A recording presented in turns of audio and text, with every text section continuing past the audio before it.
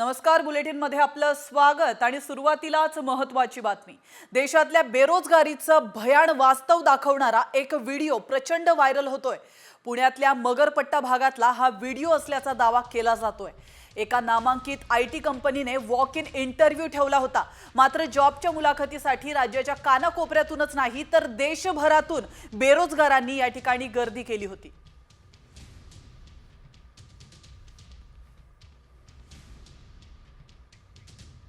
तर आपण या दृश्यांच्या माध्यमातून पाहू शकतो हजारोंच्या संख्येने बेरोजगार या ठिकाणी जमा झाले होते।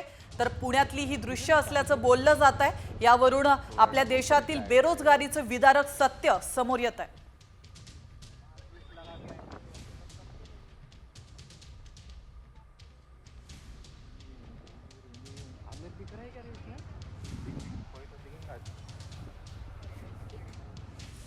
आणि आता बातमी आहे संगमनेरमधून। संगमनेर तालुक्यात बिबट्याला जेरबंद करतानाचा थरारक व्हिडिओ समोर आलाय।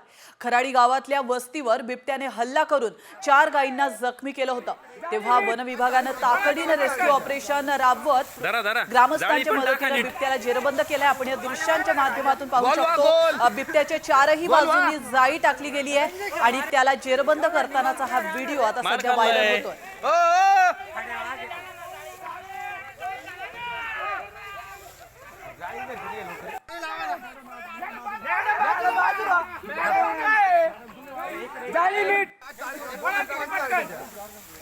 धरा धरा जाळी पण टाका नीट। गोल वा गोल गोल वा मार खाल्लाय।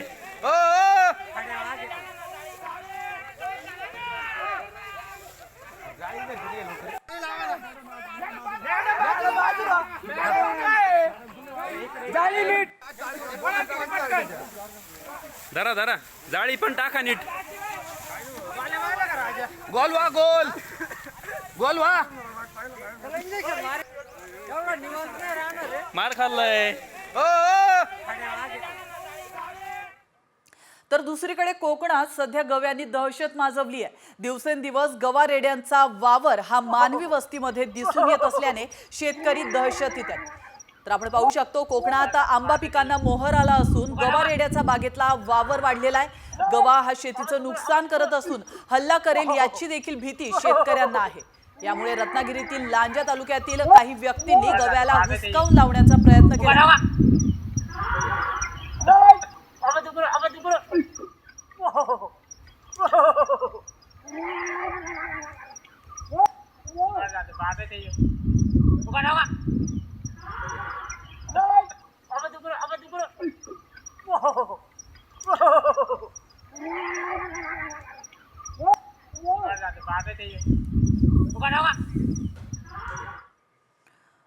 आणि आता घेऊयात बातम्यांचा वेगवान आढावा टॉप 50 न्यूज। बातमी जालन्यातून। जालन्यात एका तरुणाने स्वतःलाच पेटवून घेतलाय। तर वाटूर फाटा या ठिकाणी ही घटना सीसीटीव्ही कॅमेऱ्यात चित्रित झाली आहे। तर गावातल्या व्यापाऱ्यासोबत या तरुणाचा पैशांचा वाद होता आणि याच वादातून त्याने स्वतःला जाळून घेतलाय। आगीत तरुण 50% भाजलाय। जालन्यातील एका खासगी रुग्णालयामध्ये तरुणावर उपचार सुरू आहेत।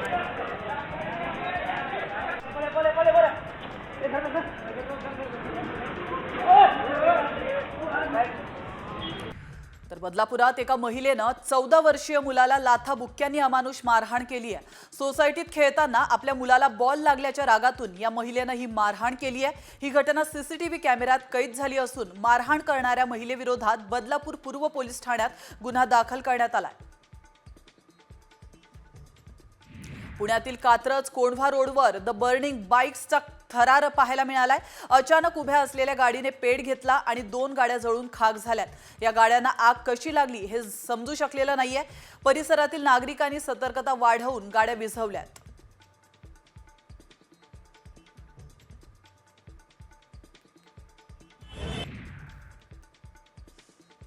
तर टोरेस घोटाळ्याप्रकरणी मुंबई पोलिसांनी आतापर्यंतची मोठी कारवाई केली आहे। टोरेसच्या सीईओला पोलिसांनी बेड्या ठोकल्यात। तौसिफ रियाज उर्फ जॉन कार्टरला लोणावळ्यातून अटक करण्यात आली आहे। आपणच टोरेसचा घोटाळा उघड केला असा दावा तौसिफ रियाजने केला होता। संभाजीनगरमध्ये धनाढ्य चालकाने पोलिसांनाच धमकी दिली आहे. माझ्या नादी लागू नकोस असं म्हणत त्या चालकाने पोलिसांनाच धमकावलंय. कुणाल बाकलीवल या धनाढ्याने ही मुजोरी केली आहे.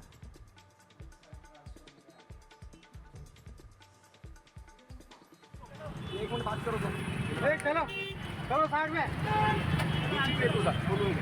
हॅलो सर ते आले राहायची भाषा करतोय मारतो मन लागलं सर डायरेक्ट मारामारीची गोष्ट करतोय. अरे तू साहेबांना सुद्धा बोलला रे त्यांना बोलला नाही आणि माझ्या नादी लागू नको तुला सांगतो तू बोलला नाही तू इकडे ये म्हणजे डायरेक्ट बोलला मग तो काय म्हणणार मला खाली होता अरे साहेबाला बोललो तू साहेबाचं पुण्यातील डीएसके विश्वमध्ये राहणाऱ्या तरुणाचा जीबीएसची लागण झाल्याने मृत्यू झालाय. हा तरुण बरा होऊन काहीच दिवसांपूर्वी अतिदक्षता विभागातून बाहेर आला होता. मात्र परत श्वसनाचा त्रास झाल्याने तरुणाचा दुर्दैवी मृत्यू झालाय. जीबीएस रुग्णांच्या संख्येत वाढ झालेली नाहीये, तर रुग्णसंख्या 73 वर स्थिर आहे. तरीही 14 रुग्ण अद्याप व्हेंटिलेटरवर आहेत. पुण्यातील सिंहगड रस्त्यावर रुग्णांची संख्या सर्वाधिक आहे. पुण्यातील सिंहगड रस्त्यावर जीबीएस आजाराचे रुग्ण वाढत असल्याने महानगरपालिकेने 11 ठिकाणांचे पाण्याचे नमुने तपासणीसाठी राज्य शासनाच्या प्रयोगशाळेत पाठवले होते. त्यातील सर्व ठिकाणांचे पाणी पिण्यास योग्य असल्याचा अहवाल समोर आलाय. त्यामुळे महानगरपालिकेच्या पाणवठ्यावरील पाणी शुद्ध असल्याचं स्पष्ट झालंय. जीबीएस आजारावर पुणे महानगरपालिकेच्या कमला नेहरू रुग्णालयामध्ये मोफत उपचार केले जाणार आहेत. कमला नेहरू रुग्णालयामध्ये 50 सामान्य कक्षातील बेड तर 15 अतिदक्षता विभागातील बेड आरक्षित करण्यात आलेत. खासगी रुग्णालयातली शासनाचे वैद्यकीय अधिकारी नियुक्त करण्यात आलेत. मुंबईकरांसाठी कोस्टल रोड आता पूर्ण क्षमतेनं पूर्ण सुरू झालाय. कोस्टल रोड आणि वरळी वांद्रे सिलिंग जोडणाऱ्या पुलाचं मुख्यमंत्र्यांच्या हस्ते लोकार्पण करण्यात आलं. यावेळी उपमुख्यमंत्री एकनाथ शिंदे देखील उपस्थित होते. आता मरीन ड्राईव्ह ते वांद्रे हा प्रवास फक्त 12 मिनिटात पूर्ण होणार आहे. मुंबई पुणे एक्सप्रेस वेवर पुन्हा एकदा 3 दिवसांचा ब्लॉक घेण्यात येणार आहे. तर एमएसआरडीसी कडून येत्या 27 ते 29 जानेवारी या 3 दिवशी ब्लॉक घेण्यात येणार आहे.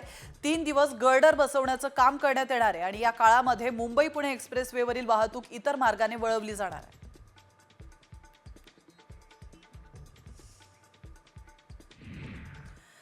आणि आता एक महत्त्वाची बातमी आहे. मराठा आरक्षण आंदोलनकर्ते जरांगेंबाबत पंकजा मुंडेंनी मोठं विधान केलंय. जरांगेंनी सकारात्मकता दाखवली तर त्यांची भेट घ्यायला तयार आहे असं पंकजा मुंडे यांनी म्हटलंय. मनोज जरांगे जालन्याच्या अंतरवाली सराटीमध्ये उपोषणाला बसलेत आणि पंकजा मुंडे या जालना जिल्ह्याच्या पालकमंत्री आहेत.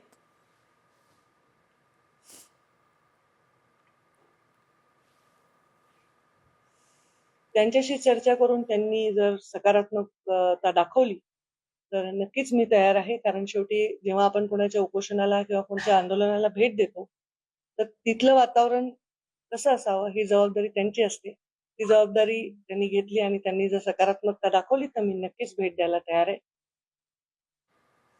अहिल्यानगरमधील राहाता शहरातील शारदा शैक्षणिक संकुलातील विद्यार्थ्यांनी परीक्षेत कॉपी न करण्याची शपथ घेतली आहे. फेब्रुवारी आणि मार्च महिन्यामध्ये 10वी आणि 12वीच्या परीक्षा होणार आहेत. त्या अनुषंगाने शिक्षण विभागामार्फत कॉपी मुक्त अभियान राबवलं जात आहे.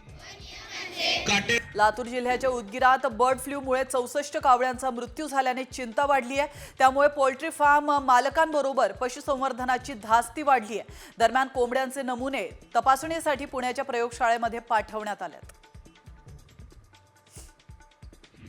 नंदुरबार पोलीस दलाच्या ताफ्यात नवीन 13 वाहनं दाखल झाली आहेत. राज्याचे कृषी मंत्री तथा पालकमंत्री माणिकराव पाटील यांच्या हस्ते या नव्या वाहनांना हिरवा झेंडा दाखवण्यात आलाय. तर पोलीस दलाला मिळालेल्या या वाहनांमुळे गुन्हे तात्काळ शोधण्यासाठी मोठी मदत होणार आहे. मुंबई नगरीची सांस्कृतिक ओळख असलेल्या सुप्रसिद्ध काला घोडा महोत्सवास सुरुवात झाली आहे. यंदा दादासाहेब फाळके चित्रनगरीच्या वतीने सिल्वर स्क्रीन सिनेमॅटिक घोडा साकारण्यात येणार आहे. सिने निर्मितीसाठी लागणाऱ्या तांत्रिक टाकाऊ साहित्यातून हा घोडा साकारण्यात येणार आहे.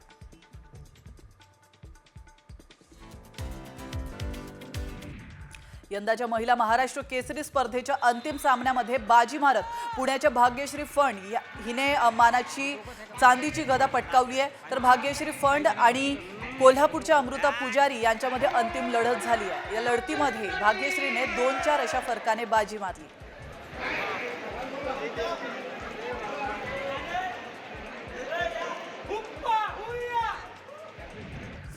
राज्यभरातील नाफेड सोयाबीन खरेदी केंद्रावर बारदाना उपलब्ध नसल्याने शेतकऱ्यांचा सोयाबीन हमी भावाने खरेदी करण्यात मोठी अडचण निर्माण झाली होती। मात्र आता शेतकऱ्यांना दिलासा देण्यासाठी राज्य सरकारने पुनर्वापरातील बारदाना वापरण्याचा निर्णय घेतला। नाशिक जिल्ह्यात बदलत्या वातावरणाचा फटका टरबुजाला बसतोय। वाल्मिक वाळुंज या शेतकऱ्याने 2 एकरात टरबुजाची लागवड केलेली आहे। मात्र लहरी वातावरणामुळे टरबुजावर बुरशीजन्य रोगाचा प्रादुर्भाव झालाय। यामुळे शेतकऱ्यांचे 1.5 लाखांचं नुकसान झालंय। नंदुरबार जिल्ह्यात पपई तोड सुरू झाली असून पपईला चांगला दर मिळतोय। पपईला 11 रुपयांचा दर मिळत असल्याने शेतकऱ्यांमध्ये आनंदाचं वातावरण आहे।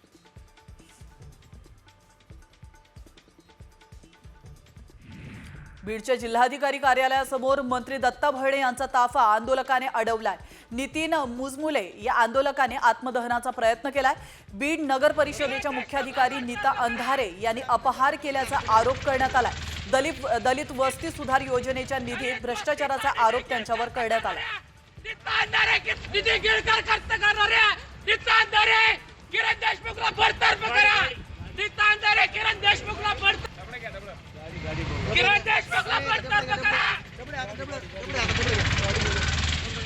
आता बातमी धुळ्यातून। धुळ्यातील जैतानी ग्रामपंचायत सदस्यांनी जिल्हा परिषद कार्यालयाबाहेर ज्वलनशील द्रव्य अंगावर ओतून आत्मदहनाचा प्रयत्न केला। दलित सुधार योजनेस निधी उपलब्ध होत नसल्याने या सदस्याने आत्मदहनाचा इशारा दिला होता। मात्र पोलीस प्रशासनाच्या सतर्कतेने अनर्थ टळला। नांदेडच्या माहूरगड या ठिकाणी भाविकांना अन्नातून विषबाधा झाली आहे। माहूरगड या ठिकाणी भगर खाल्ल्यामुळे 52 भाविकांची प्रकृती खराब झाली आहे। उलट्या, मळमळ आणि चक्करचा त्रास या भाविकांना होऊ लागला। 52 पैकी 4 भाविकांची प्रकृती गंभीर असल्याची माहिती आहे। या सर्व भाविकांवर माहूरच्या शासकीय रुग्णालयात उपचार सुरू आहेत।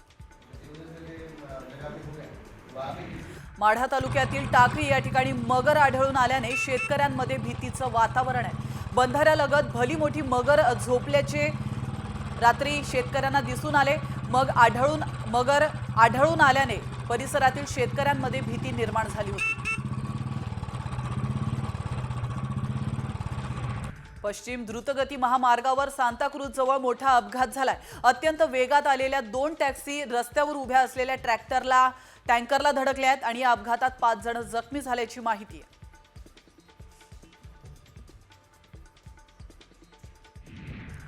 नाशिक महामार्गावर शहापूर तालुक्यातील कसारा घाटात चिंतामण वाडीजवळ एका खासगी मिनी बसच्या चालकाचा ताबा सुटल्याने मिनी बसचा अपघात झालाय। अपघातात 21 जण जखमी तर 3 जण गंभीर जखमी असल्याची माहिती आहे। अपघातग्रस्त कुटुंब मुंबईहून सिन्नरला एका लग्नाच्या कार्यक्रमाला जात होतं।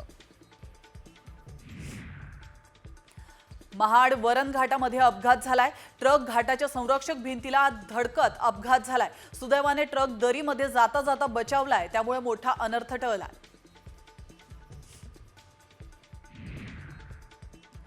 विवाहाच्या आमिषाने डॉक्टर तरुणीला आत्महत्येस प्रवृत्त करणाऱ्या डॉक्टरला अटक करण्यात आली आहे। पुण्यातील बिब्वेवाडी परिसरामध्ये महिला डॉक्टरने तिच्याच क्लिनिकमध्ये विष पिऊन आत्महत्या केली होती।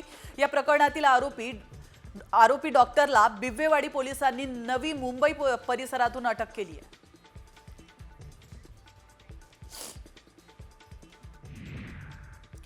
खासदार संजय राऊतांनी पालकमंत्री पदाबाबत मोठा दावा केलाय। मुख्यमंत्री परदेशात असताना दिल्लीतून दबाव आणून पालकमंत्री पदावर स्थगिती आणल्याचा दावा संजय राऊतांनी केला।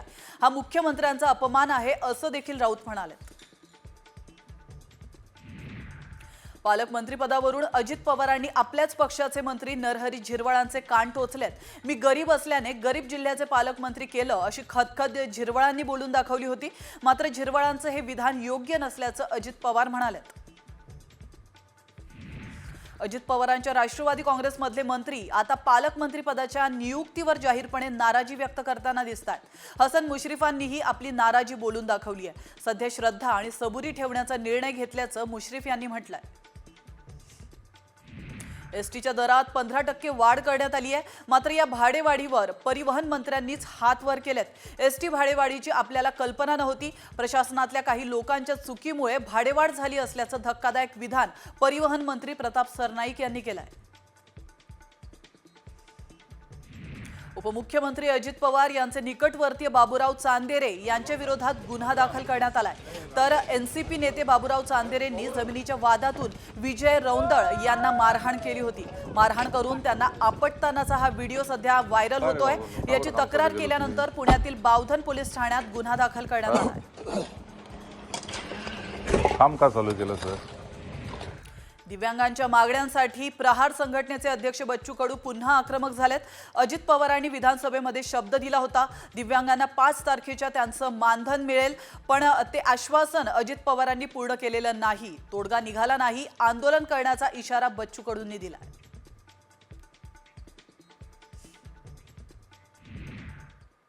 आणि वळतो एका महत्त्वाच्या बातमीकडे। बॉलिवूड अभिनेत्री ममता कुलकर्णीनं महाकुंभ मेळ्यात संन्यास घेतलाय, मात्र तिनं घेतलेल्या संन्यासावरून आता वाद का विकोपाला गेलाय? किन्नर आखाड्यातील तिच्या दीक्षेवर कुणी आक्षेप घेतलाय? ममताला संन्यास सोडावा लागणार का? यावरचा हा स्पेशल रिपोर्ट पाहूयात। ममताचा संन्यास, आखाड्यांचा संताप।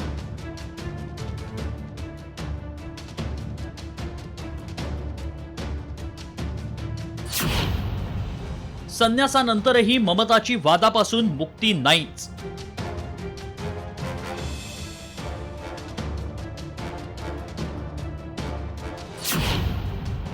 श्री यमाई ममता नंदगिरीवरून वाट टोकाला।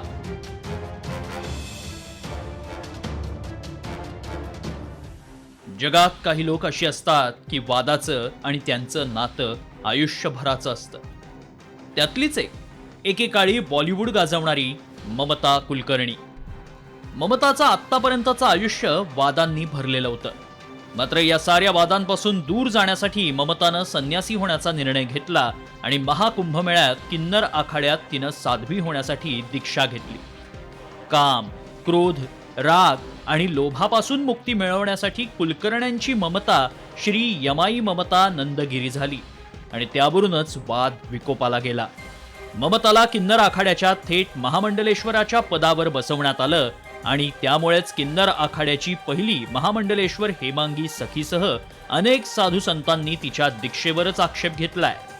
ममता कुलकर्णी जैसी फिल्म स्टार जिनका संबंध डी कंपनी के साथ है, जो ड्रग्स के आरोप में जेल में भी गई हैं, उसके बावजूद आप उन्हें दीक्षा देते हैं और उन्हें महामंडलेश्वर के पद पे बिठाते हैं विदाउट कोई शिक्षा दिए।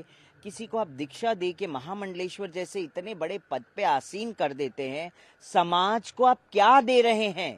कौन सा गुरु समाज को दे रहे हैं आप? ये मैं जानना चाहता हूं। अब कुंभ किसकी चर्चा कर रहा है? मोनालिसा की। कुंभ किसकी चर्चा कर रहा है? हर्षा रिछारिया की। कुंभ किसकी चर्चा करता है? पागल आईआईटी बाबा की। अब आज से चर्चा फिर से शुरू होगी ममता कुलकर्णी की। पूरा कुंभ समाप्त होने को है। हमने अपनी परंपराओं को ठीक करने पे कहाँ विचार किया, कहाँ सम्मेलन किया, कहाँ सारे अखाड़े के लोग मिले, कहाँ हम आचार्यों के नेतृत्व में जाकर के बैठे। तो सारी परंपराएं नष्ट भ्रष्ट हो रही हैं।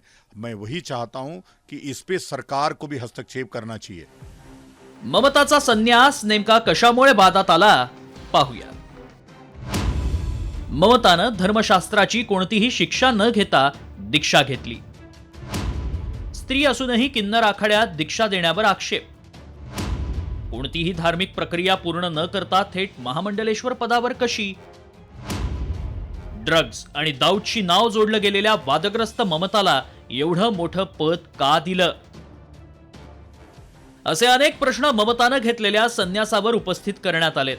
बॉलिवूडमध्ये असताना ममता कुलकर्णी सतत कोणत्या ना कोणत्या कारणानं वादात होतीच। तिनं अचानक बॉलिवूडमधून एक्झिट घेतली, नंतर तिचं नाव थेट एका ड्रग्ज रॅकेटशी जोडलं गेलं आणि पुन्हा ती चर्चेत आली होती। मात्र मधल्या दशकभरात ममता पूर्णपणे गायब होती.